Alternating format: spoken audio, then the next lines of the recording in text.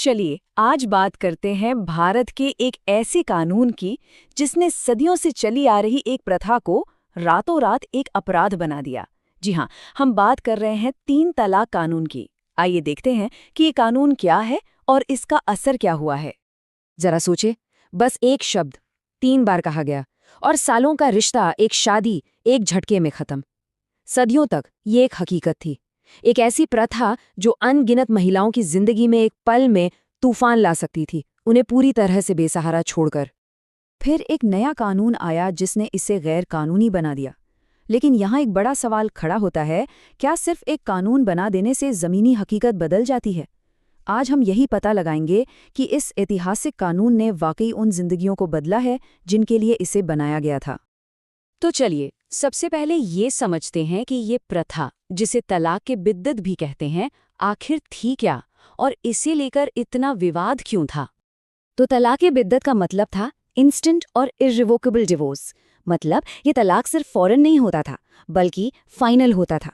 इसे फ़ोन पर, text message पर, यहाँ तक कि ईमेल पर भी दिया जा सकता था, और इसके बाद सुलह की कोई गुंजाइश ही नहीं बचती थी। नई दुनिया की एक रिपोर्ट का ये कोटेशन उस डर को बयां करता है जिसके साये में औरतें जी रही थीं। सोचिए, एक मामूली सी बहस भी मन में ये खौफ पैदा कर दे कि कहीं घर ही ना उजड़ जाए। ये एक ऐसा मेंटल प्रेशर था जो हर पल साथ रहता था।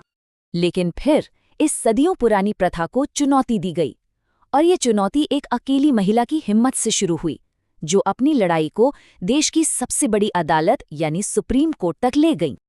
ये कहानी शायरा बानो की है। 2015 में उनके पति ने एक खत के जरिए उन्हें 3 तलाक दे दिया, लेकिन शायरा बानो ने हार नहीं मानी। उन्होंने 2016 में सुप्रीम कोर्ट में याचिका दायर की, और 2017 में एक ऐतिहासिक फैसला आया। कोर्ट ने इस प्रथा को ही असंवैधानिक घोषित कर दिया। कोर्ट का फैसला, आप कह सकते हैं, एकदम साफ और सीधा था। जस्टिस नरीमन ने कहा कि कोई भी ऐसी प्रथा जो एक पति को मनमाने ढंग से शादी तोड़ने का एक तरफा हक देती है, वो बराबरी के मौलिक अधिकार के खिलाफ है। सिंपल। अब सुप्रीम कोर्ट का फैसला तो आ गया, लेकिन सरकार ने इसे एक कदम और आगे बढ़ाया। उन्होंने तय किया कि इस फैसले को एक ठोस कानून की शक्ल दी जाए, ताकि 3 तलाक सिर्फ असंवैधानिक ही नहीं बल्कि एक अपराध भी बन जाए। और इसी के साथ 2019 में लागू हुआ मुस्लिम महिला विवाह अधिकार संरक्षण अधिनियम। इस कानून का मकसद बिल्कुल क्लियर था, इंस्टेंट 3 तलाक को पूरी तरह से खत्म करना, चाहे वो बोलकर दिया गया हो, लिखकर, या किसी भी इलेक्ट्रॉनिक तरीके से।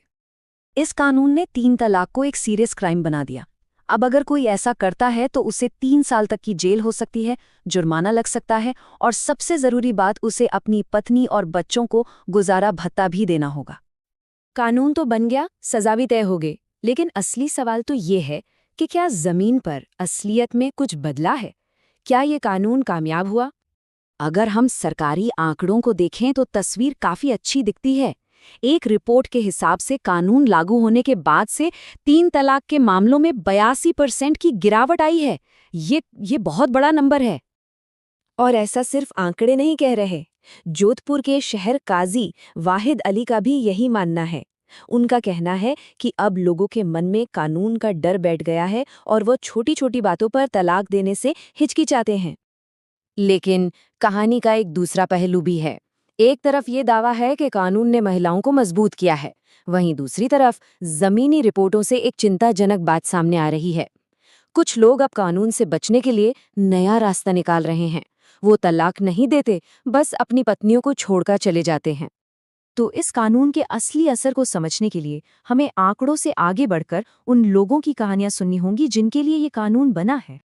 जैसे जुबैदा बानो की कहानी को ही लीजिए। उन्हें फ़ोन पर तलाक दिया गया। उनकी कहानी 2 बड़ी मुश्किलों को सामने लाती है। पहली, बहुत सी महिलाओं को इस कानून के बारे में पता ही नहीं है, और दूसरी, अगर पता चल भी जाए तो पुलिस की लापरवाही के चलते न्याय मिलना बहुत मुश्किल हो जाता है। और सिर्फ जुबैदा ही नहीं, सना खान का तजुर्बा भी कुछ ऐसा ही है। सबके सामने हुए अपराध के बावजूद उन्हें पुलिस से मदद नहीं मिली, और आरोपी पति आसानी से जमानत पर बाहर आ गया। ये दिखाता है कि इंसाफ का रास्ता कितना लंबा और मुश्किलों भरा है। फेमिनिज्म इन इंडिया की एक रिपोर्ट इन बाधाओं को और साफ करती है। लोगों में जागरूकता की कमी है, पुलिस अक्सर ढीला रवैया अपनाती है, सामाजिक दबाव बहुत ज्यादा होता है और कानूनी प्रक्रियाएं बहुत धीमी और जटिल हैं। मतलब सिर्फ कानून बनाना काफी नहीं है।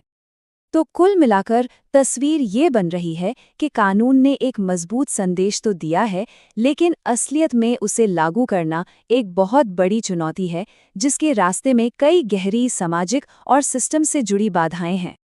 और बात सिर्फ लागू करने की ही नहीं है। एक वकील नाजिश राशिद एक और भी गहरा सवाल उठाती हैं। वो कहती हैं कि एक महिला ने उनसे पूछा, निकाह के लिए तो हम दोनों की रजामंदी चाहिए थी, तो तलाक देने का हक सिर्फ एक के पास क्यों? ये कानून इस बुनियादी असमानता पर कुछ नहीं कहता। और आखिर में हम आपको इसी सवाल के साथ छोड़ जाते हैं। एक कानून ने एक बहुत साफ संदेश तो भेजा है, पर क्या वो आवाज उन गलियों और घरों तक पहुंच रही है जहां इसकी सबसे ज्यादा जरूरत है? कानून और हकीकत के बीच इस फासले को कैसे पाटा जाएगा, ये सोचना हम सबके लिए जरूरी है।